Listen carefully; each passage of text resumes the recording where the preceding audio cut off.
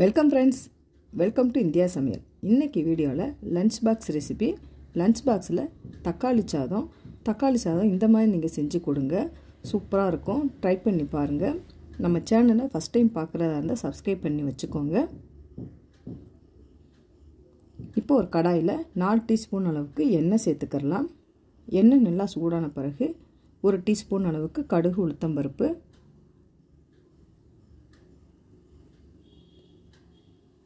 ஒரு வரமிளகாய் சேர்த்துக்கோங்க, கொஞ்சமாக கருவேப்பிலை, 1 டீஸ்பூன் அளவுக்கு கடலைப்பருப்பு.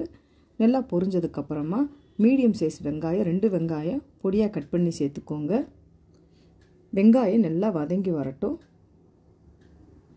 நல்லா கோல்டன் ப்ரௌன் வர அளவுக்கு நல்லா வதக்கிக்கோங்க.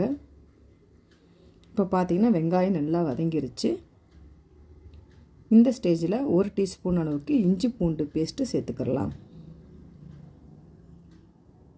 இப்போ இஞ்சி பூண்டு பேஸ்ட் பச்சை வாசனை போகிற அளவுக்கு நல்லா வதக்கிக்கோங்க.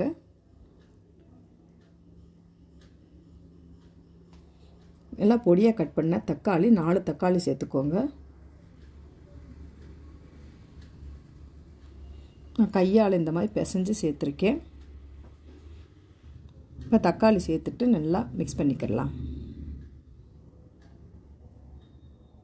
இப்போ தக்காளி நல்லா வெந்து வரட்டும். தக்காளி வேகிறதுக்கு கொஞ்சமாக உப்பு சேர்த்துக்கோங்க.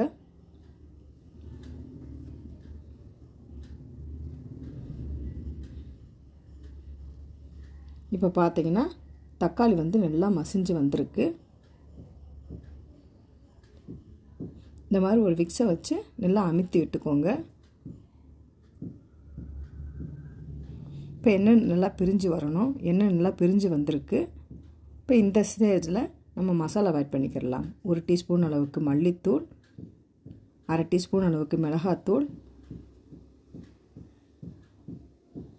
1/4 டீஸ்பூன் மஞ்சத்தூள், 1/4 டீஸ்பூன் மிளகுத்தூள், தேவையான அளவுக்கு உப்பு சேர்த்துக்கோங்க. இப்போ சேர்த்துட்டு நல்லா மிக்ஸ் பண்ணிக்கலாம். இப்போ இந்த மசாலா வாசனையெல்லாம் போகிற அளவுக்கு கொஞ்சம் நேரம் நல்லா வேகணும். இப்போ மசாலா வாசனை போகிறதுக்கு கொஞ்சமாக தண்ணி சேர்த்துக்கோங்க. இப்போ தண்ணி சேர்த்துட்டு கொஞ்ச நேரம் நல்லா வேகட்டும். இப்போ பார்த்தீங்கன்னா நல்லா எண்ணெய் பிரிஞ்சு வந்திருக்கு. இப்போ இந்த ஸ்டேஜில் கொஞ்சமாக கொத்தமல்லி இலையை தூவி விட்டு நீங்கள் மிக்ஸ் பண்ணி இறக்கிக்கலாம்.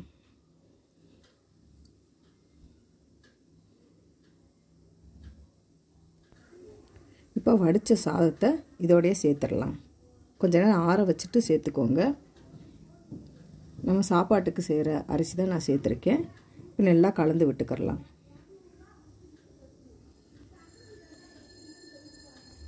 இந்த சாதம் பார்த்திங்கன்னா மதிய லஞ்சுக்கு சாப்பிட்றப்ப நல்லா ஊறி இருக்கும். டேஸ்ட்டு அட்டகாசமாக இருக்கும். தக்காளி சாதத்துக்கு உருளைக்கிழங்கு ஃப்ரையோடு சாப்பிட்றப்ப டேஸ்ட்டு சூப்பராக இருக்கும். ட்ரை பண்ணி பாருங்கள் ஃப்ரெண்ட்ஸ். ட்ரை பண்ணி பார்த்துட்டு கமெண்ட் பண்ணுங்கள். உங்களுக்கு இந்த வீடியோ பிடிச்சிருந்துச்சுன்னா லைக் பண்ணுங்கள், ஷேர் பண்ணுங்கள், கமெண்ட் பண்ணுங்கள். உங்களை நான் வேறு வீடியோ சந்திக்கிறேன். பாய். தேங்க்ஸ் ஃபார் வாட்சிங்.